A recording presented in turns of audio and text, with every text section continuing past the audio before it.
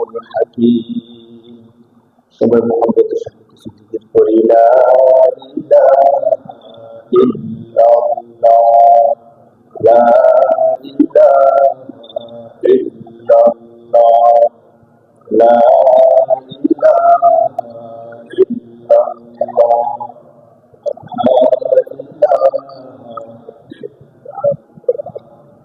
লা ইলাহা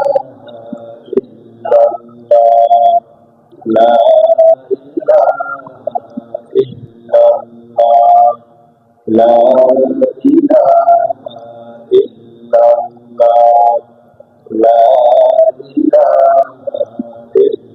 ইল্লাল্লাহ, লা ইলাহা ইল্লাল্লাহ, লা ইলাহা ইল্লাল্লাহ, লা ইলাহা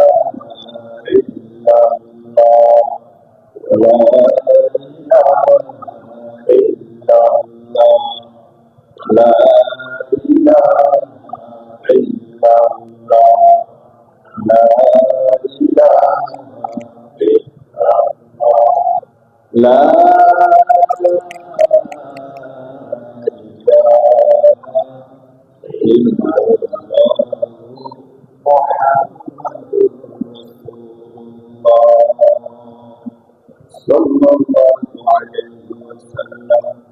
আলহামদুলিল্লাহ, মহান রব্বুল কারীমের দরবারে অসংখ্য শুকরিয়া যে রব্বুল কারীম দয়া করে, মায়া করে, অনুগ্রহ করে আমাদেরকে সুস্থ রেখে পবিত্র রমজান মাসের পবিত্র জুমার দিনে আল্লাহ তাআলার পবিত্র মসজিদে আমাদেরকে আগে আগে আসার, বসার, কোরআন হাদিসের আলোকে কিছু কথা বলার, শোনার তৌফিক দিচ্ছেন। সে রব্বুল কারীমের দরবারে মন খুলে, প্রাণ খুলে আওয়াজ করে বলি আলহামদুলিল্লাহ। আল্লাহ তাআলার কাছে অনেক অনেক বেশি শুকরিয়া, আল্লাহ তাআলা আজকের এই দিনটা আমাদেরকে রমজানের মধ্যে দান করছেন। যদি আল্লাহ তাআলা না চাইতেন, রোজা যদি 29 হইতো, তাহলে আজকের দিনটা আমরা রমজানে পাইতাম না। জুমার দিন পাইতাম, কিন্তু রমজানে পাইতাম না। রমজান পাওয়া আবার রমজানের মধ্যে জুমার দিন পাওয়া একই সাথে দুইটা পবিত্র সময়। রমজান পবিত্র মাস, জুমার দিন পবিত্র দিন। তো আল্লাহ তাআলার সুবন্ধ যে আল্লাহ তাআলা আমাদেরকে আরেকটু সুযোগ দিচ্ছেন। আল্লাহ তাআলা যদি সুযোগটা না দিতেন, আমাদের কোনো কিছুই করার ছিল না। আল্লাহ তাআলা দয়া করে, মায়া করে আমাদেরকে আরেকটু সুযোগ দিচ্ছেন। আল্লাহ তাআলার কাছে আমরা এই কথাই বলবো যে আল্লাহ, আপনি যেহেতু আরেকটু সুযোগ দিচ্ছেন, এই সুযোগের সময়ে আপনি আমাদের সবাইকে ক্ষমা করে দেন আল্লাহ।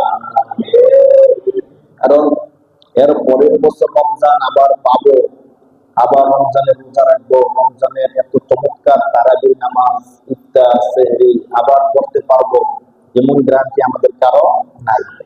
এই রমজান যেহেতু আল্লাহ তাআলা আমাদের হায়াতে দিচ্ছেন, আল্লাহ তাআলা যেন এই রমজানে আমাদের গুনাহগুলো ক্ষমা করে দেন। যদি এরপরে রমজান নাও পাই, যেন গুনাহমুক্ত হয়ে আল্লাহ তাআলার কাছে যেতে পারি। আল্লাহ তাআলা যেন সে তৌফিক দান করে বলি আমিন। রমজান মাসে আল্লাহ তাআলা যে ইবাদতগুলো আমাদেরকে করার সুযোগ দিয়েছেন, সত্যিকার অর্থে ইবাদত করতে পারা, এটা আমাদের নিজেদের কোনো শক্তির কারণে না, বরং আল্লাহর রহমত। আল্লাহ কি ভাই? আল্লাহর রহমত। আল্লাহর রহমত ছাড়া কোন ব্যক্তি আল্লাহর ইবাদত করবে এমন শক্তি, এমন ক্ষমতা কারো নাই। উলামায়ে কেরামগণ বলেন যে আল্লাহ তাআলা যাকে ভালোবাসেন, সত্যিকার অর্থে তাকে আল্লাহ তাআলা ইবাদত করার সুযোগ দেন, আল্লাহকে ডাকার সুযোগ দেন। আল্লাহ তাআলা পরিপূর্ণ না ভালোবাসলে বা আল্লাহ তাআলার কথা কেউ স্মরণ না করলে আল্লাহ তাকে সুযোগ দেয়। হ্যাঁ, এই সুযোগটা একমাত্র আল্লাহর পক্ষ থেকে আসে। তো একটা কথা বলছিলেন উলামায়ে কেরামগণ যে একজন ব্যক্তি ড্রাইভার ছিল, সে খুবই নামাজি ছিল, কিন্তু যে মালিক সে নামাজ কালাম কোনো কিছু করতো। তো মালিক চাকরি ড্রাইভার চাকরি নেওয়ার সময় শর্ত দিছে যে আমি আপনার চাকরি করব, শর্ত হলো যখনই নামাজের সময় হয় আমাকে নামাজের সময় দিতে হবে। ঠিক আছে, নামাজের সময় দিলাম, যেহেতু ভালো মানুষ চাকরি নিতে হইব। তো যখন নামাজের সময় হয় তখন সে গাড়ি থামায়া মসজিদে গিয়ে নামাজ পড়ে আসে। তো একদিন বিকালবেলা আসর নামাজ পড়তে গেছে, আসর নামাজ পড়তে গিয়ে অন্য সময় যে সময় চলে আসে এই সময় আসতেছে না। তো আসতেছে না কেন? মালিক চিন্তায় পড়ে গেছে, এত অন্য সময় তো 10 মিনিটে নামাজ শেষ করে ফেলে, আজকে 15 মিনিট হয়ে গেছে এখন আসতেছে না, ব্যাপার কি? সে পরে কি মসজিদে বসে বসে। তো ওই দিন তার মনটা একটু নরম ছিল, অনেক সময় হয় না যে মসজিদে আসলে মনটা একটু নরম হইলে একটু বেশি সময় মসজিদে কাটাই বা একটু জিকির আজকার করি। তো সে মসজিদে নামাজ শেষ করে সুবহানাল্লাহ সুবহানাল্লাহ সুবহানাল্লাহ সুবহানাল্লাহ তাসবিহ করতেছে। হাদিসের মধ্যে আসছে যে নামাজের পরে কোনো ব্যক্তি যদি 3 তাসবিহ আদায় করে, কয় তাসবিহ? সুবহানাল্লাহ 33 বার, আলহামদুলিল্লাহ 33 বার, আল্লাহু আকবার 34 বার। এই তাসবিহ গুলো 5 ওয়াক্ত নামাজের পরে যে কোনো নামাজের পরে আদায় করা যায়। কোন ব্যক্তি যদি আদায় করে, আল্লাহ তাআলা তার গুনাহ যদি সমুদ্রের ফেনা পরিমাণ হয়, আল্লাহ তার সমস্ত গুনাহ ক্ষমা করে দেন। সুবহানাল্লাহ। আমরা নামাজ শেষ করে দ্রুত না গিয়া আমরা এই আমলটা এখন তৈরি করার চেষ্টা করবো ইনশাআল্লাহ। হ্যাঁ, যখন নামাজ শেষ হবে যদি তেমন কোনো ব্যস্ততা না থাকে, তাহলে মসজিদে বসে ওই 33 বার সুবহানাল্লাহ, 33 বার আলহামদুলিল্লাহ, 34 বার। অনেক বেশি সময় লাগে না কিন্তু, একবার করে দেখেন 1 মিনিট 1.5 মিনিট বা ধরেন 2 মিনিটই লাগলো। তো 2 মিনিট আমি আমলটা করলাম, আমার জীবনের সগীরা গুনাহগুলো আল্লাহ কি করে দিবেন? ক্ষমা করে দিবেন। তো ওই কর্মচারী ড্রাইভার বসে বসে জিকির করতেছে সুবহানাল্লাহ সুবহানাল্লাহ, এভাবে আমরা করি না সুবহান। তো মালিক গাড়ি থেকে নামিয়ে এসে তো দেখি তো সে কি করে, তো জানলা দিয়ে কি দিয়ে দেখে, সে এমনি হাতে কি জানি গমতেছে। তো সে তো তাসবিহ পরে গিয়ে তার মালিক বুঝতে পারছে না।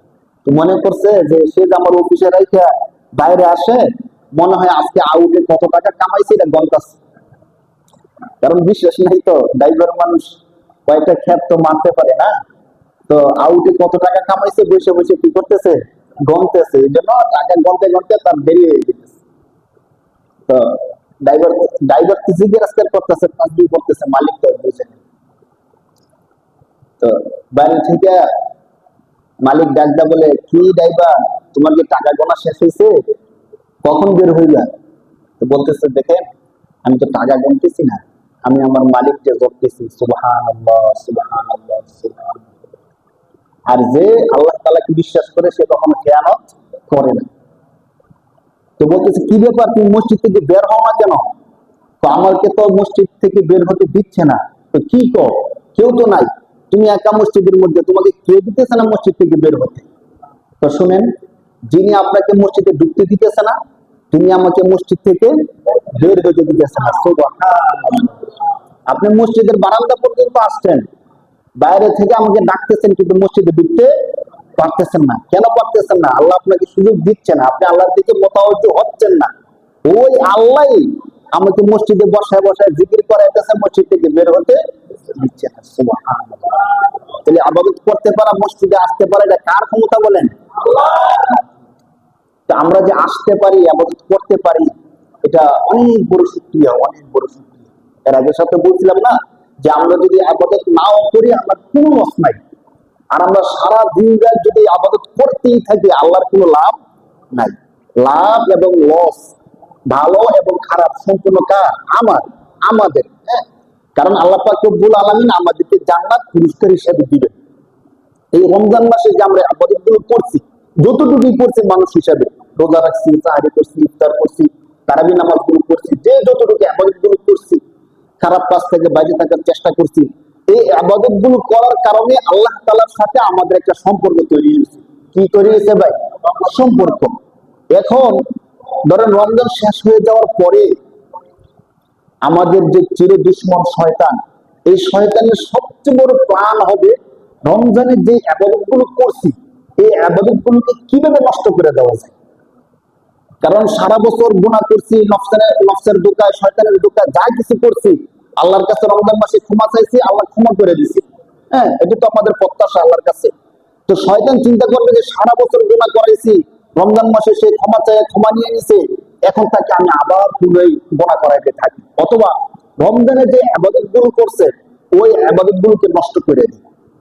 কোরআন শরীফের 14 নম্বর পারা সূরা নাহলের মধ্যে আল্লাহ তাআলা চমৎকার একটা কথা বলতেছেন। আল্লাহ বলেন, ওয়ালা তাকুনু কাল্লাতী নাকাদাত গাদলাহা মিন বাদি কুওয়াতিন আনকাসা। যারা একদম পুরান জমানার লোক আছেন, তারা এই আয়াতের মর্মটা কিছু বুঝবেন। তখনকার সময়ে রাসূল সাল্লাল্লাহু আলাইহি সাল্লামের জমানায় একজন মহিলা ছিল, তাকে মানুষ মানসিক ভারসাম্যহীন পাগলা মহিলা বলতো। সে কি করতো, সারাদিন খুব গুরুত্ব সহকারে সুতা কাটতো। যারা তাঁত করছেন, তাঁত দেখছেন বা তাদের সাথে কিছুটা সম্পৃক্ত আছেন তারা বুঝবেন। সুতা কাটতো, এই সুতা দিয়ে রশি বানাইতো বা বিভিন্ন জিনিস বানানোর জন্য খুব যত্ন করে সুতাগুলো বাস করতো, সুতাগুলো কাটতো এবং গুরুত্ব সহকারে করতো কাজটা। করার পরে যখন বিকাল হয়ে যেত, সন্ধ্যা হয়ে যেত, সবগুলো সুতা বাস করা হয়েছে, কাটা হয়ে গেছে, এমন সময় সে নিজেই আবার সুতাগুলোকে আউলিয়ে ফেলতো, সুতাগুলোকে নষ্ট করে ফেলতো। তাহলে সারাদিন যে কাজ করছে, সন্ধ্যায় গিয়ে কাজটা কি করে দিত, নষ্ট করে দিত। কোরআন শরীফের আয়াতের থেকে আল্লাহ তাআলা বলতেছেন, বান্দা এই যে মহিলাটা, তাকে মানুষ বলতো পাগল। তো সবাই বলতো যে তো পাগল মানুষ, সে এমন করতেই পারে, স্বাভাবিক, কেউ আর কিছু বলতো না।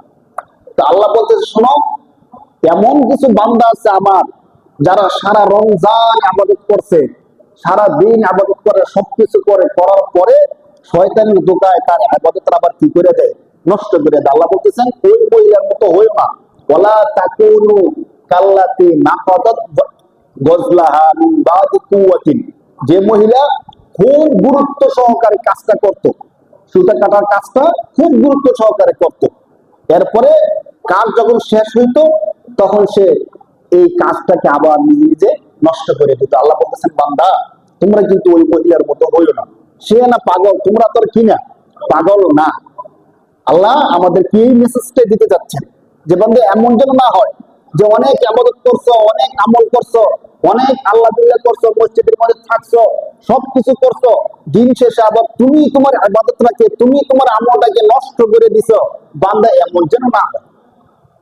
এখন আমাদের শুধু এটুকু জানা দরকার যে কোন কাজটা করলে আমাদের ইবাদতটা ঠিক থাকে আর কোন কাজটা করলে আমাদের ইবাদতটা নষ্ট হয়ে যায়। আরেকটা হাদিস বলি, রাসূল সাল্লাল্লাহু আলাইহি সাল্লাম একবার সমস্ত সাহাবাদেরকে নিয়ে জিজ্ঞেস করতেছিলেন, তোমরা কি জানো সবচেয়ে অসহায়, বেরুপায়, দরিদ্র কে? তখন সাহাবায়ে কেরাম বলতেছে, আল্লাহ রাসূল, আমরা তো জানি যার টাকা পয়সা কম, যার বাড়ি গাড়ি নাই, যে খাইতে পারে না, সে অসহায়, সে সবচেয়ে বেশি দরিদ্র।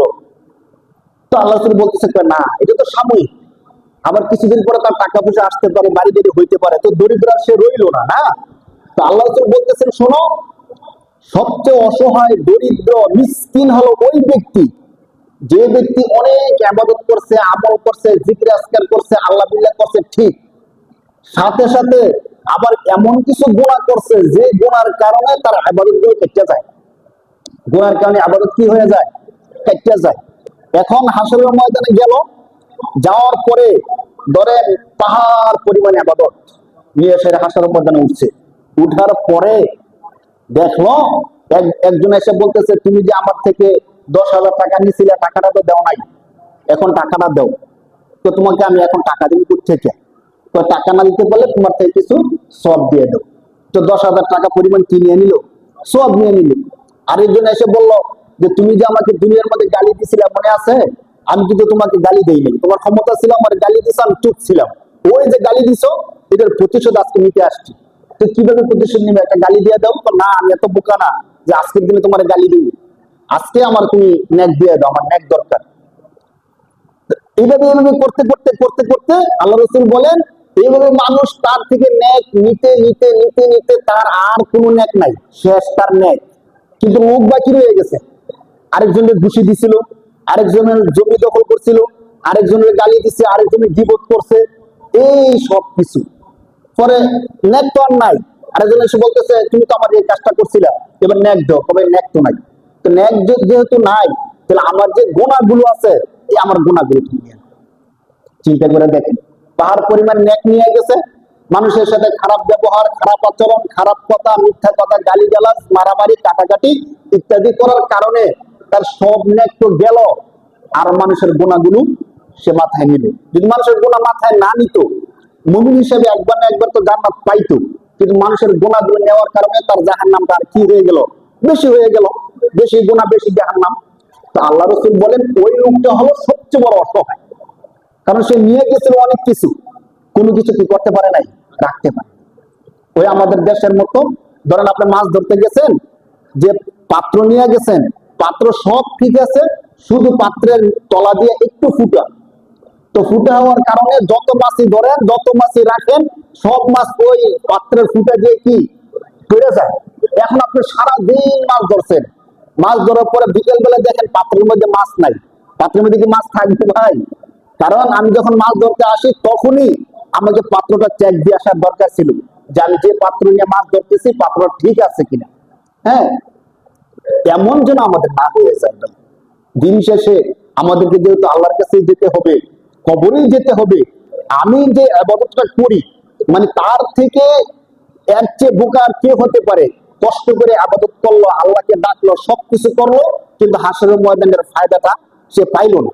এটা অনেক বেশি কষ্ট না ভাই? দেখেন অনেক বেশি কষ্ট সত্যিকার অর্থে।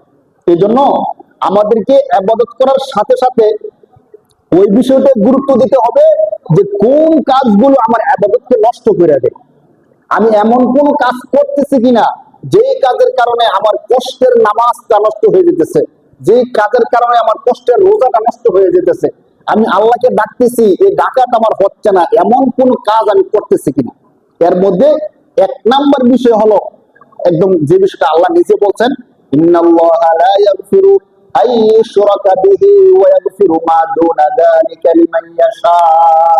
আল্লাহ বলেন, বান্দা তোমার সাথে আমি একটা কথা বলতেছি, তা হলো তুমি যা কিছু করো কিন্তু শিরিকটা করো না। কি করা যাবে না বলেন? শিরিক করা যাবে না। আল্লাহ বলতেছেন তুমি যদি শিরিক না করো, এরপর অন্য অন্য গুনাহ যদি হয়ে যায়, আমি আল্লাহ চাইলে সমস্ত গুনাহ কি করে দিতে পারি? মাফ করতে পারি, কিন্তু শিরিকের গুনাহটা আমি আল্লাহ ক্ষমা করব না। এজন্য আমরা যখনই যা করি না কেন, আমি যদি একটু চিন্তা করি যে যে কাজটা আমি করতেছি এই কাজটাকে কোনোভাবে শিরিক হয়ে যাচ্ছে কিনা। শিরিক কি? শিরিক হলো এমন কোন কথা বা এমন কোন কাজ করা যে কাজের সমমান আল্লাহর সাথে হয়ে যায়, আল্লাহর সাথে তুলনা হয়ে যায়। আল্লাহ যে মর্যাদার, আল্লাহ যে পর্যায়ে, ওই পর্যায়ের সাথে মিলে যায়। যেমন যারা হিন্দু তারা মূর্তি পূজা করে, মূর্তির সামনে গিয়ে তারা সেজদা করে। তো আমরা আল্লাহ তাআলাকে সেজদা করি, তারা মূর্তিকে কি করে? সেজদা করে। শিরিক কিভাবে? আমরা আল্লাহকে সেজদা করি, তারা আল্লাহর মর্যাদার মনে করে মূর্তিকে কি করে? সেজদা করে। এখন মুসলমান তো আর মূর্তিকে সেজদা করে না, করে মুসলমান মূর্তিকে সেজদা করবে? সেজদা করবে না, স্বাভাবিক। কিন্তু মুসলমান গিয়ে সেজদা করে কোথায় বলেন তো? আল্লাহ ছাড়া মুসলমান সেজদা কোথায় গিয়ে করে? মাজারে সেজদা করে। কেন ভাই করলেন? কয়টা তাজিমি সেজদা করছি, সম্মানের সেজদা। ভাই আপনি তাজিমি সেজদা করছেন না কি সেজদা করছেন? এটা তো আল্লাহকে করবেন না। যে সেজদাটা একমাত্র আল্লাহকে করা যায়, ওই সেজদা কি পৃথিবীর আর কাউকে করা যায়? যদি করা যায় তো তাহলে তো সেজদার সবচেয়ে বেশি উপযুক্ত হতো আমাদের নবী। এই সৃষ্টির মধ্যে আল্লাহর পরে সবচেয়ে সম্মানিত কে? আমাদের নবী না। এই কথা তো সবাই একমত, কেউ দ্বিমত নাই, সমস্ত আলেমরাও একমত, সবাই একমত। দেখো যদি সেজদা করা যাইতো, আল্লাহকেও সেজদা করা যায়, আল্লাহর পরে আরেকজনকে সেজদা করা যায়, তাহলে তো সবচেয়ে যোগ্য কে? আমাদের নবী ছিল। কিন্তু আমাদের নবী তো কারো থেকে সেজদা নেয় নাই, সেজদা করতে বলে নাই। এমনকি আল্লাহ রাসূলের মাজার যেখানে আছে, আল্লাহ রাসূল সাল্লাল্লাহু আলাইহি ওয়াসাল্লামের রওজা, রওজায় কি সেজদা করা যায়? একটু কথা বলেন, যারা দেখছেন বা জানেন বা হজ করছেন, উমরা করছেন, আল্লাহ রাসূলের রওজায় কি সেজদা করা যায়? তো আল্লাহ রাসূল সবচেয়ে শ্রেষ্ঠ, তার রওজায় সেজদা করা যায় না, তো আল্লাহ রাসূলের থেকে কে এমন শ্রেষ্ঠ আছে যে তার মাজারে সেজদা করা যায়? তাহলে আমি যে মাজারে সেজদা করতেছি সেই মাজারটা কি রাসূলের রওজা থেকেও বড়? এই কথা কি বলা যাবে বলেন? রাসূলের রওজা থেকে কি আর কোনো কিছু বড় হইতে পারে, সম্মান হইতে পারে? কিন্তু আমাদের বিবেক তখন কাজ করে না। তখন একটু চিন্তা করি না যে আমি মাজারে সেজদা করতেছি, মাজারের মধ্যে যে বাবা শুয়ে রয়েছে তারা সেজদা করতেছি, সম্মানের জন্য সেজদা হোক আর যেই সেজদাই হোক, আল্লাহ রাসূলকে তো সেজদা করা যায় না।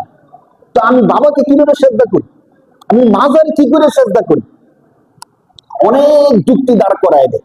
তাজিমি সেজদা করা যায়, ফেরেশতারা আদম নবীর সেজদা করছিল, এই করছিল, ওই করছিল, এই ব্যাখ্যাগুলো শুনে তারা সেজদা করতে যায়। বলেন নাউজুবিল্লাহ। আমরা যারা আছি আপনাদেরকে অন্তত একটা কথা বলি, ইবাদত যতটুকু করতেছেন, সত্যি কথা, ইবাদত যতটুকু করতেছেন এতটুকু যদি ইমানটা ঠিক রেখে করেন, আমাদের জন্য জান্নাত নিশ্চিত। বলেন সুবহানাল্লাহ। সত্যি কথা, আমি কোরআন এবং হাদিস রিসার্চ করে যা পাইছি, আপনারা যতটুকু আল্লাহ বিল্লাহ করতেছেন, নামাজ কালাম করতেছেন, ইমানটা যদি মৃত্যু পর্যন্ত ঠিক রাখতে পারেন, আমাদের জন্য জান্নাত কি নিশ্চিত। সত্যি কথা, জান্নাত নিশ্চিত। এই কথা বলছে আল্লাহ। কে বলছে?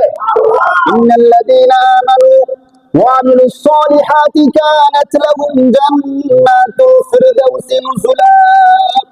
আল্লাহ বলেন, যে বান্দা ঈমান আনবে, সাথে সাথে ভালো কাজ করবে, আর কিচ্ছু না। কয়টা কাজ করবে? দুইটা। একটা হলো ঈমান, আর একটা হলো ভালো কাজ। আমরা ঈমান আনছি কি আনছি না বলেন? আমাদের রবকে আমাদের ঈমান নিয়ে আসছি, এক নাম্বার কাজ। দুই নাম্বার, আমরা নামাজ পড়তে আসছি, ভালো কাজ করতেছি। এই দুইটা কাজ যারা করবে, আল্লাহ বলতেছেন কানাত লাহুম, তাদের জন্য আমি আল্লাহর পুরস্কার হলো জান্নাতুল ফিরদাউসি নুজুলা। সুবহানাল্লাহ। শুধু সাধারণ জান্নাত না, জান্নাতের মধ্যে সবচেয়ে মর্যাদা হলো জান্নাতুল ফিরদাউস। আল্লাহ বলতেছেন মাত্র দুইটা কাজ করলে তার জন্য জান্নাতুল ফিরদাউস। এখন দেখেন, আমরা যদি এগুলো করার পাশাপাশি শিরকটা করি, আল্লাহ না করুন, কোন মাজারের সেজদা করলাম, অথবা এমন কোন কথা বললাম যে কথার কারণে আমার ঈমানটা নষ্ট হয়ে গেল, তাহলে আমি আর জান্নাতটা পাইলাম না। কি দরকার? আল্লাহ বিল্লাহ করতেছি, করতে থাকি। কখনো যেন এমন কোন কাজ আলিমদের পরামর্শ ছাড়া আমরা কখনোই করব না। কোনো কিছু করতে গেলে অবশ্যই একজন যোগ্য হক্কানি আলেমের কাছে জিজ্ঞেস করব যে আমি কি এই কাজটা করতে পারি কিনা। যদি আল্লাহ না করো কোন শিরিক হয়ে যায়, তাহলে কেমন হবে? সারা জীবন আমি আবাদত করলাম, আমার আবাদতটা আমি আবার কি করে দিলাম? নষ্ট করে দিলাম। এমন যেন না হয় ভাই। কেন জানেন? কারণ জান্নাত আল্লাহর পক্ষ থেকে এত চমৎকার একটা পুরস্কার। শুধু কোরআন শরীফের মধ্যে আল্লাহ জান্নাতের যে বর্ণনা দিছে, কোন মানুষ যদি সত্যিকার অর্থে শুধু কোরআনের বর্ণনা পুরোটা পায়, পুরোটা শুনে, জান্নাতের জন্য সে পাগল হয়ে যাবে। সুবহানাল্লাহ। স্বয়ং আল্লাহ কোরআন শরীফের মধ্যে জান্নাতের যে বর্ণনা দিছে, এত চমৎকার করে আল্লাহ নিজে বর্ণনা করছে। আর হাদিসের মধ্যে কোনো শেষ নেই জান্নাতের বর্ণনা। আর আল্লাহ তাআলা যে হাসরের ময়দানে আমাদেরকে জান্নাত দিবেন, এই কথা কি সত্য না মিথ্যা? সত্য। তাহলে এত চমৎকার জান্নাতটা আমরা কিভাবে মিস করতে পারি বলে? কেন মিস করব? কেন এই জান্নাতকে আমরা নিজেরা নষ্ট করে দিই?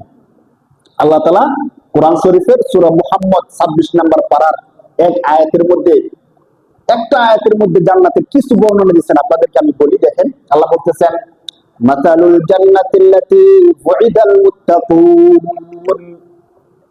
মুত্তাকি যারা, রমজানের শুরুতে আমরা মুত্তাকিদের আলোচনা করছিলাম। মুত্তাকি কাকে বলে, মুত্তাকি কি কাজ করলে মুত্তাকি হওয়া যায়। সহজ কথায়, যারা দিনের আলোতে রাতের অন্ধকারে গোপনে প্রকাশ্যে সব সময় আল্লাহর ভয় দিলের মধ্যে রাখে, তারা হলো মুত্তাকি। তারা কি ভাই? মুত্তাকি। আল্লাহ বলতেছেন মুত্তাকিদের জন্য যে জান্নাতের ওয়াদা আমি আল্লাহ করছি, ওয়াদা কে করছে? আল্লাহ নিজে বলতেছেন মাতালুল জান্নাতিল্লাতী, ওই জান্নাতের উদাহরণ, এক্সাম্পল, ওয়াইদাল মুত্তাকুন, যেই জান্নাতের ওয়াদা মুত্তাকিদের সাথে করা হয়েছে। কেমন? আল্লাহ তাআলা জান্নাতের দৃষ্টান্ত আল্লাহ নিজে বলতেছেন। শোনো জান্নাতের কেমন হবে। আল্লাহ বলেন ফিহা আনহারুম মাইন গায়রি আসিন। বান্দা, দুনিয়ার মধ্যে যত ভালো পানি হোক, রাখার পরে কিছুদিন পরে আস্তে আস্তে নষ্ট হয়ে যায়। পানির রং, ঘ্রাণ, স্বাদ ঠিক থাকে না, পানিটার ব্যবহারের উপযোগী থাকে না দীর্ঘদিন রাখলে। কিন্তু জান্নাতের মধ্যে আমি আল্লাহ এত চমৎকার স্বচ্ছ পানির ঝর্ণা তোমাদেরকে দিব, যে স্বচ্ছ পানির ঝর্ণা জীবনে কোনোদিন তার রং, ঘ্রাণ, স্বাদ কখনই নষ্ট হবে না। সুবহানাল্লাহ। এক নম্বরে আল্লাহ পানির কথা বললেন, স্বচ্ছ এবং সুমিষ্ট পানি দিবেন জান্নাতের মধ্যে, যে পানির রং, ঘ্রাণ, স্বাদ কখনোই কি হবে না? নষ্ট হবে না। বিশুদ্ধ পানি পাওয়ার জন্য মানুষ কত কষ্ট করে। আমাদের বাংলাদেশে বিশুদ্ধ পানির জন্য এত কষ্ট না, কিন্তু যারা আরব দেশের মধ্যে থাকে, ছিল তখনকার সময়ে অনেক কষ্ট ছিল, কিন্তু তো তাদের জন্য বিশুদ্ধ পানির নিয়ামতটা অনেক বড় কিছু। দুই নম্বর আল্লাহ তাআলা বলতেছেন, এক নম্বরে তো বললেন ফিহা আনহারুম মিন মাইন গায়রি আসিন ওয়া আনহারুম মিন লাবানিন লাম ইয়াতাগায়্যার তা'আমুহু। আল্লাহ বলেন দুই নম্বরে জান্নাতের মধ্যে যে পুরস্কারটা থাকবে সেটা হলো 100% না, যদি তার উপর আরো কোনো পার্সেন্ট থাকে তার থেকেও খাঁটি দুধের ঝর্ণা আল্লাহ তাআলা দিয়ে দিবেন। সুবহানাল্লাহ। এখনকার সময়ে আমরা দুধ খুঁজি, কিন্তু দুধ খাঁটি কি খাঁটি না বুঝতে পারি না। অনেক সময় গ্রাম থেকে দুধ আনলো, দুধের মধ্যে পানি দেওয়া থাকে, আর খামার থেকে দুধ আনলো, দুধের স্বাদ 100% পাওয়া যায় না। অনেক ঝামেলা তৈরি হয়ে যায়। আল্লাহ তাআলা বলতেছেন, এত ঝামেলা করতেছো না, ইবাদত করতেছো, ইবাদত করতে থাকো। যদি জান্নাতে আসতে পারো তখন আর কোনো চিন্তা করতে হবে না। আমি আল্লাহ শুধু দুধ না, দুধের নহর তৈরি করে দেবো। সুবহানাল্লাহ, সুবহানাল্লাহ। মিন নাবালিল লাম ইয়াতাগায়্যার তা'আমুহু ওয়া আনহারুম মিন খামরিল লাযযাতিল লিশারিবিন। 3 নাম্বার, আল্লাহ বলেন দুনিয়ার মধ্যে কিছু পানীয় আছে যেগুলো পান করার পরে মানুষের মাথা নষ্ট হয়ে যায়, মাথা বিগড়ে যায়, এক কথা বলতে গেলে আরেক কথা বইলা ফেলে। বউকে শাশুড়ি, শাশুড়িকে বউ বইলা ফেলে। এমন কিছু পানীয় আছে কিনা ভাই, যাকে আমরা অনেক সময় মদ, ইসে ইত্যাদি শব্দ দ্বারা বলি। আল্লাহ তাআলা বলেন, শোনো, এগুলো তো দুনিয়ার জিনিস, যদিও সাময়িক উত্তেজনা, একটু পরে আবার মাথা নষ্ট হয়ে যায়। হ্যাঁ, রাস্তার খাম্বা পিলার দিয়ে সোজা করে ঠেলিয়া। জান্নাতের মধ্যে আসার পরে আমি আল্লাহ তোমাদেরকে এত চমৎকার শরবত দিব, এত চমৎকার পানীয় দিব, যে পানীয় খেলে তোমাদের শরীর শুধু সুস্থই হবে, সুস্থই হবে। সুবহানাল্লাহ, সুবহানাল্লাহ।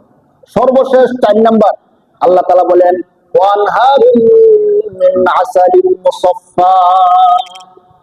এবং আরেকটা থাকবে একদম 100% শতভাগ খাঁটি মধুর ঝর্ণা। সুবহানাল্লাহ।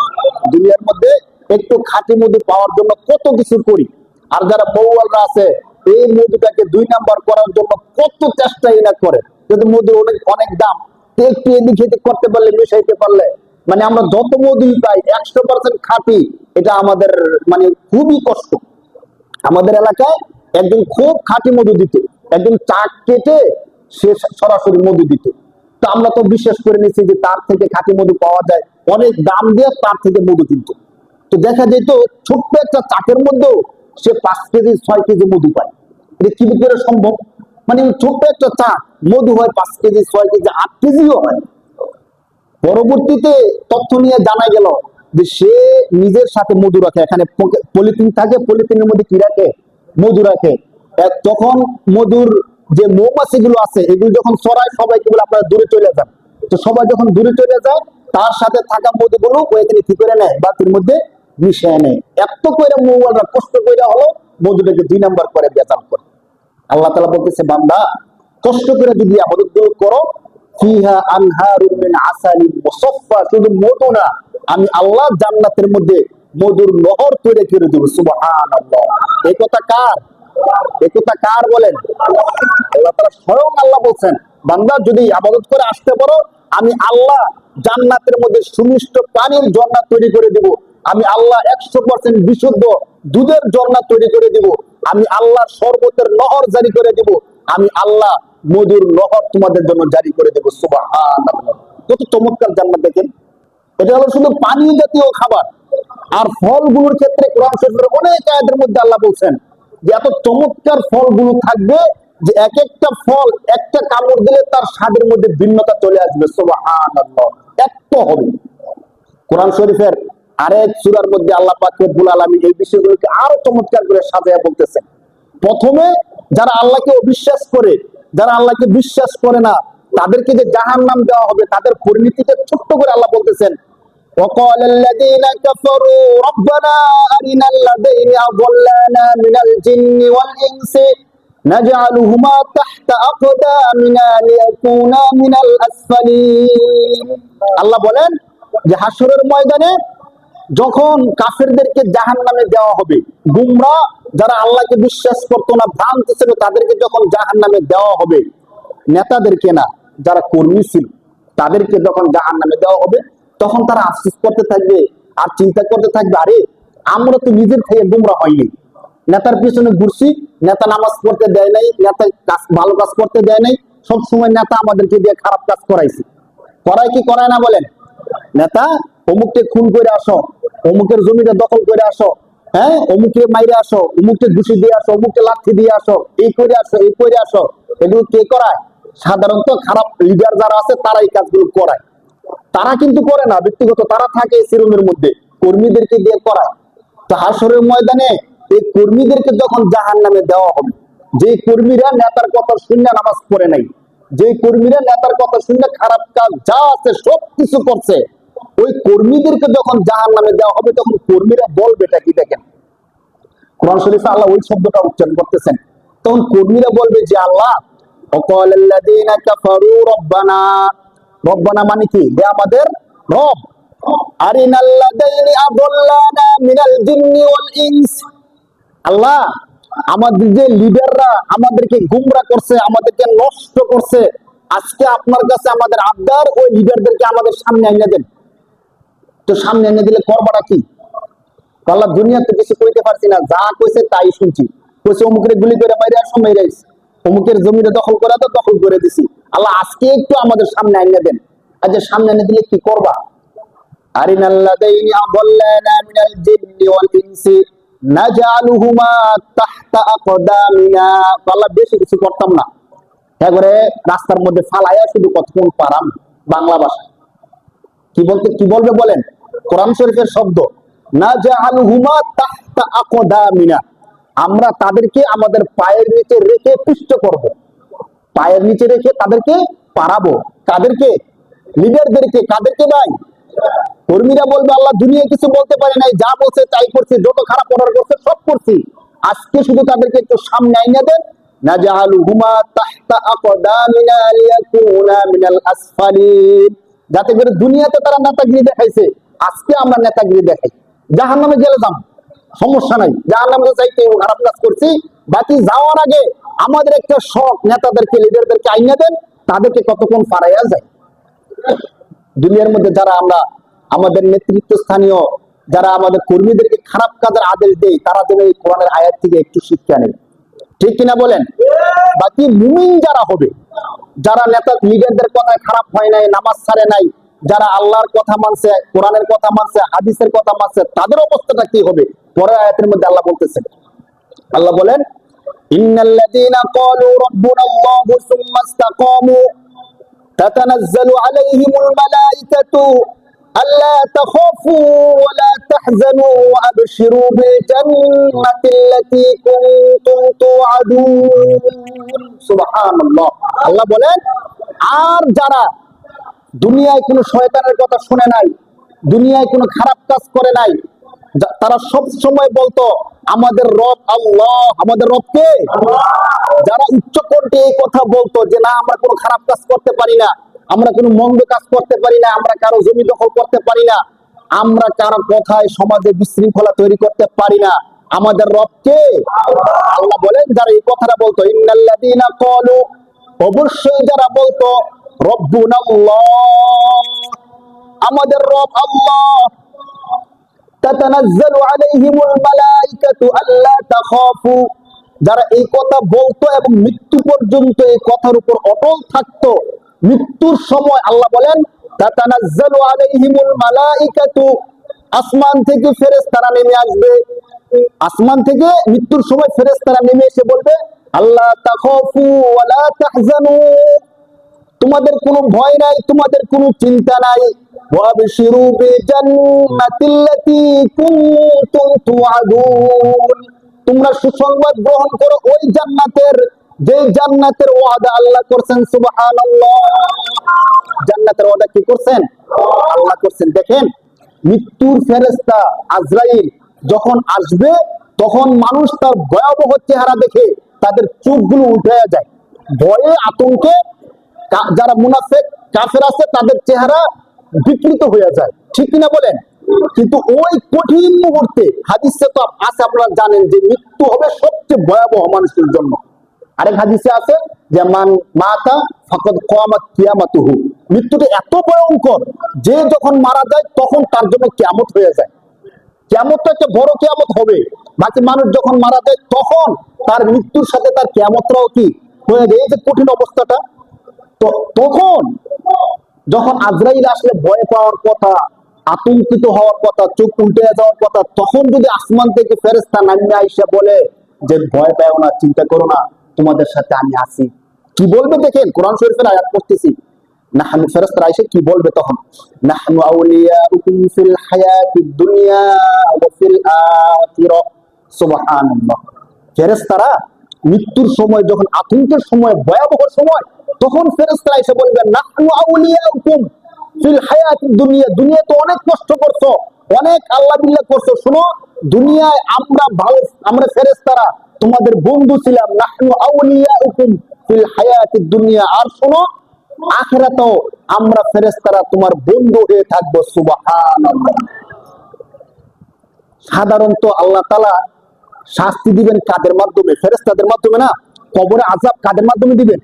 ফেরেশতাদের। জাহান্নামে আযাব কাদের মাধ্যমে দিবেন? ফেরেশতাদের। তো তো একটা ভয়ের বিষয়, ভয়ানক ভয়ানক ফেরেশতা আসবে, শাস্তি দিবে, আযাব দিবে। কিন্তু মৃত্যুর সময় যদি এমন কিছু ফেরেশতা আসে যারা এসে বলে চিন্তা করো না, ভয় পাও না, মৃত্যু হওয়ার পরে তুমি জান্নাতে যাইবা, আর আমরা তোমার সাথে থাকবো, কেমন ভালো লাগবে না বলেন? বিদেশ যাওয়ার, আপনার ছেলেকে বিদেশ পাঠাইবেন, ফার্স্ট টাইম ইউরোপের মধ্যে পাঠাইবেন, সে কিচ্ছু চিনে না, কিচ্ছু জানে না, না এয়ারপোর্টে নামার পরে বা এয়ারপোর্টে যখন গেছে, যাওয়ার পরে যদি একদল লোক এসে বলে যে তুমি কোনো চিন্তা করো না, আমার বন্ধু বান্ধব সব ইউরোপে থাকে, তুমি সেখানে যাওয়ার সাথে সাথে তোমাকে রিসিভ করবে, তোমার খাবার দাবার যা আছে সবকিছু ঠিক করে রাখছে, তুমি শুধু যাইবা, সেখানে গিয়েও আমাদেরকে পাইবা, আমাদের রূপও আছে, সবকিছু সেট করা আছে, তোমার কোনো চিন্তা নাই, ভাল লাগবে না বলেন? ভাল লাগবে কিনা? আর যদি ধরেন এয়ারপোর্টে যাওয়ার পরে পুলিশে ধরে নিয়ে গেছে, ইমিগ্রেশনের মধ্যে নিয়ে কতক্ষণ পিটাইছে, ওই দেশে যাওয়ার পরে আবার কতক্ষণ পিটাইছে, কই আইছে, এখানে আসছো কেন, তোমার কাগজ কই, তখন কেমন পেরেশানি লাগবে বলেন? কিছুদিন ওই দেশে জেলের মধ্যে রাখলো, রাখার পরে আবার রিটার্ন করে দিল আমাদের বাংলাদেশ। জিনিসটা ভালো না খারাপ? দেখেন কোরআন শরীফে আল্লাহ এই কথাটাই বলতেছেন, বান্দা যদি দুনিয়ার মধ্যে যে ইবাদত গুলো করতেছো শিরিক না করে আল্লাহকে একত্র চিত্তে ডেকে যদি যাইতে পারো, মৃত্যু পর্যন্ত যদি বলতে পারো আমাদের রব আল্লাহ, তখন মৃত্যুর সময় ফেরেশতারা তোমার দরবারে চলে আসবে, আয়েশা বলবে কোন চিন্তা করো না, ভয় পাও না, আমরা তোমার বন্ধু হিসেবে দুনিয়াতেও ছিলাম, আখিরাতেও তোমার বন্ধু হিসেবে থাকবো। সুবহানাল্লাহ। নাহনু আউলিয়াউকুম ফিল হায়াতিদ দুনিয়া ওয়া ফিল আখিরাহ। শুধু এতটুকু না, জান্নাতে প্রবেশ করার পরে কি বলবে? ওয়ালাকুম ফিহা মা তাশতাহি আনফুসুকুম ওয়ালাকুম ফিহা মা তাদউন। সুবহানাল্লাহ। একদম স্পষ্টভাবে সিরিয়ালে আল্লাহ তার কথাগুলো একসাথে বলে ফেলছেন। আল্লাহ বলেন এই তো ফেরেশতারা তার সাথে সাথে আছে বন্ধুর মতো, তার সাথে সাথে যাইতেছে, জান্নাতে নিয়ে যাবে তাকে ফেরেশতারা, ওয়েলকাম করতে করতে ওই বান্দাকে, নামাজিকে ফেরেশতারা জান্নাতে নিয়ে যাবে। জান্নাতে নিয়ে যাওয়ার পরে আল্লাহর পক্ষ থেকে ঘোষণা হবে, শোনো বহুত কষ্ট করছো, অনেক টেনশন পেরেশানি করছো, অনেক হামলা মামলা নির্যাতনের শিকার হইছো, এরপর আল্লাহকে ছাড়ো নাই, আল্লাহর কাজকে তোমরা ছাড়ো নাই, শোনো ওয়ালাকুম ফিহা মা তাশতাহি আনফুসুকুম, আজকের এই জান্নাতের মধ্যে তোমার জন্য তোমার মন যা চাইবে তাই পাবে। সুবহানাল্লাহ। যদি আমাদের কেউ লিস্টি করে দেয়, আমার বাড়িতে আসার পর আপনাকে মাছ দিব, গোস্ত দিব, রোস্ট দিব, এই দিব, একটা লিস্টি করে দিলে, লিস্টির পরে কিন্তু আর দেয় না, ঠিক কিনা বলেন? কিন্তু আল্লাহ বলতেছেন জান্নাতে যাওয়ার পর আমি লিস্টি ধরাই দিব না, বরং ঘোষণা করে দিব এই জান্নাতে আসছো, এর মানে তোমার মন যা চায় তুমি তাই পাবে। সুবহানাল্লাহ। যা চাই তা পাবে। এই কথা বলছেন কে? আল্লাহ বলছেন। আল্লাহর কথা কি লড়চড় হবে ভাই? আল্লাহ বলতেছেন যা চাইবে তা পাবা। ওয়ালাকুম ফিহা মা তাশতাহি আনফুসুকুম ওয়ালাকুম ফিহা মা তাদউন, এবং যা দাবি করবা আমি আল্লাহ তোমাদেরকে তাই দিব। সুবহানাল্লাহ। চিন্তা করেন, দুনিয়ার মধ্যে আমি যত টাকা পয়সার মালিকই হই, ধরেন বিশ্বের মধ্যে এখন যে সবচেয়ে বেশি বিলিয়নিয়ার বা মিলিয়নিয়ার, অনেক কোটি কোটি টাকার মালিক, সে যা চায় তা কি করতে পারে বলেন? ধরেন তার একটা কিডনি নষ্ট হয়ে গেছে গা, আরেকটা কিডনি 50% ড্যামেজ হয়ে গেছে গা, এখন সে যদি চায় যে আমার দুইটা কিডনি সাথে সাথে ভালো হয়ে যায়, ভালো হয়ে যাবে, হ্যাঁ, মানে সে চাইলে কিন্তু হইতেছে না। কোটি কোটি টাকার মালিক, অনেক সুখ শান্তি, যদি বলে এখন আমি একটু আসমানের মধ্যে উঠতে চাই, কোন বিমান হেলিকপ্টার কোনো কিছু না, এমনি আমি একটু উঠতে চাই, উঠতে পারবে? তাহলে টাকা পয়সা সবকিছু থাকা সত্ত্বেও যা চায় তা করতে পারে না। সবকিছু ঠিক আছে, এসি রুমের মধ্যে আছে, কিন্তু আমার পেটের প্রচন্ড ব্যথা, ওষুধ খাইতেছি, অ্যান্টিবায়োটিক খাইতেছি, সারতেছে না। এখন আমি চাইলেই কি আমার ব্যথা সারাইতে পারবো? যদি আমার এসি ছেড়ে দিছে, অনেকে সেবা যত্ন করতেছে, ডাক্তাররা অনেক কেয়ার করতেছে, কিন্তু আমার পেটের ব্যথা তো বলা হইতেছে না, আমি কি শান্তি পাবো? পাবো না। কিন্তু তাহলে দুনিয়ার মধ্যে যা চাই তা হয় না, টাকা পয়সা সবকিছু থাকা সত্ত্বেও। কিন্তু আখিরাতে যাওয়ার পরে আল্লাহ স্বয়ং বলতেছেন, বান্দা জান্নাতে যাওয়ার সাথে সাথে আমি আল্লাহ ঘোষণা করে দেবো, এখানে তোমার মন যা চায় তুমি তাই পাবে, যা দাবি করবে তুমি তাই পাবে। সুবহানাল্লাহ। কিভাবে পাবে? আল্লাহ বলেন নুজুলাম মিন গফুরির রহিম। এটা হবে দয়াময়, ক্ষমাময়, রহমতের মালিক আল্লাহর পক্ষ থেকে মেহমানদারি হিসেবে। সুবহানাল্লাহ। বলেন এত চমৎকার জান্নাতটা কেন আমরা মিস করবো ভাই? এই জন্য আপনারা যারা আছেন, আপনাদের প্রতি আমার অনুরোধ, এমন কোন কাজ আমরা করব না যে কাজের কারণে আমাদের ইমানটা নষ্ট হয়ে যায়। বলেন ইনশাআল্লাহ। এবং এখন যে কথা বলছি, আমাদের রব আল্লাহ। আমাদের রব কে ভাই? মৃত্যু পর্যন্ত আমরা বলেই যাব আমাদের রব কে। হাদিসের মধ্যে আসছে, আল্লাহ রাসূল সাল্লাল্লাহু আলাইহি সাল্লামকে এক সাহাবী এসে বলতেছে, আল্লাহ রাসূল আমি তো বেশি সময় দিতে পারি না, আবার আপনি কখন দুনিয়া থেকে চলে যান বলাও যায় না, বাকি আপনি আমাকে একটা কথা বলে দেন, যেই কথাটা আমি বলবো এরপরে আমার আর কাউকে কোনো কিছু বলতে হবে না, আমি জান্নাতে চলে যাব। তখন আল্লাহ রাসূল সাল্লাল্লাহু আলাইহি সাল্লাম বলছেন, শোনো, কুল তুমি বলো রব্বুনাল্লাহ, আমার রব কে? আল্লাহ। সুম্মাস্তাকিম, অতঃপর এই কথার উপর তুমি অটল থাকো। এই কথার উপর কি থাকো? শুধু বললাম কিন্তু কথার উপর অটল থাকলাম না, সেটা কিন্তু আবার হবে না। বললাম কথার উপর অটল থাকার অর্থটা কি ছোট্ট করে বলে দিই। ধরেন আমি বললাম আমার রব আল্লাহ, আমরা সবাই বলি কিনা বলেন? আমাদের রব কে? এসব তো বলছি, কিন্তু যখন মসজিদের মাইকে বলা হলো আল্লাহু আকবার, আল্লাহু আকবার, অর্থ কি? আল্লাহ বড়, আল্লাহ বড়, আল্লাহ মহান, আল্লাহ মহান। সহজ অর্থ ধরেন, এই কথা বললো, কিন্তু আমি দোকানে বসে রয়েছি, অনেক কাস্টমার, এই কারণে আমি দোকান থেকে বের হয়ে আসলাম না। তখন কি আমার রব আল্লাহ থাকলো? আল্লাহ যদি বড় হইতো তো আমি তো দোকান ছাড়িয়ে কোথায় চলে আসতাম? মসজিদে। তখন আল্লাহ বড় না, বুঝাইতেছে কাজের মাধ্যমে আমার দোকানটা কি বড়, এই জন্য আমি এখন দোকানে বসে রয়েছি। আমি ব্যবসা করি, ব্যবসা ছাড়লাম না, মসজিদে আসলাম না। চাকরি করি, চাকরি ছাড়লাম না, আল্লাহর ঘর মসজিদে আসলাম না। চাকরি ছাড়া মানে মসজিদে আসলাম না। আমি কাজ করতেছিলাম, কাজটা না ছাইরা মসজিদে আসলাম না। তখন কি আল্লাহ আমার রব থাকলো? আল্লাহ যদি আমার রব থাকতো, আল্লাহ তো আমাকে মসজিদের মাইক দিয়ে ডাক দিছে, বান্দা আমি বড়, আমার ঘরের মধ্যে আসো, তো আমি তো আসলাম না। তাহলে আমার রবকে আল্লাহ থাকলো? বলেন থাকলো না। বেলাল রাদিয়াল্লাহু তাআলা ঘটনা জানেন না? তিনি যখন ঈমান আনছে, ঈমান আনার পরে এত অত্যাচার নির্যাতন তার উপর করা হয়েছে, তিনি বলেন যে এমনি তো মরুভূমির বালি অনেক গরম, অনেক উত্তপ্ত, তো এই বালির উপর আমাকে টানা হিসেবে করতো, দেখতো আমি ঈমান ছাড়ি না। যতই নির্যাতন করতো তিনি শুধু বলতেন আহাদ আহাদ, আল্লাহ এক, আল্লাহ এক। তো কাফেররা তখন কি করতো? কষ্ট বাড়ায় দেওয়ার জন্য উত্তপ্ত পাথর আমার বুকের উপর রেখে দিত। বলেন নাউজুবিল্লাহ। এক সময় এমন হইতো, মরুভূমির ওই বালুর মধ্যে থাকতে থাকতে থাকতে থাকতে আমার পিঠের যে চামড়া, ওই চামড়াগুলো গলে তখন মরুভূমির বালু সিক্ত হইতো। তখন বিকেল বেলা কাফেররা এসে আমাকে সেখান থেকে নিয়ে যেত। নাউজুবিল্লাহ। এত কষ্ট দেওয়ার পরেও বিলাল কি বলতো বলেন? আহাদ আহাদ, আল্লাহ এক, আল্লাহ এক, আল্লাহ এক। আর কোরআন শরীফ থেকে আরেকটা ছোট্ট কথা বলে দেই, একদম 29 নম্বর পারার সূরা তাহরিমের মধ্যে আল্লাহ বলতেছেন, ফেরাউনের যে স্ত্রী ছিল, তাকে যখন ফেরাউন নির্যাতন করতেছিল, কষ্ট দিতেছিল, কষ্ট দিতে দিতে দিতে দিতে শুধু একটাই কথা বলছে, যে তুমি শুধু বলো যে ফেরাউন তোমার রব। বলেন নাউজুবিল্লাহ। ফেরাউন তোমার কি রব? তো আসিয়া বলতেছে না, এটা তো আমি কখনোই বলতে পারি না। সর্বশেষ ফেরাউন যখন দেখছে সে বলবে না, বলবে না, তখন কিতাবের মধ্যে আসছে যে তার দুই হাত দুই দিকে রাখা পেরেক মেরে দিল, দুই পা দুই দিকে কইরা পেরেক মেরে দিল।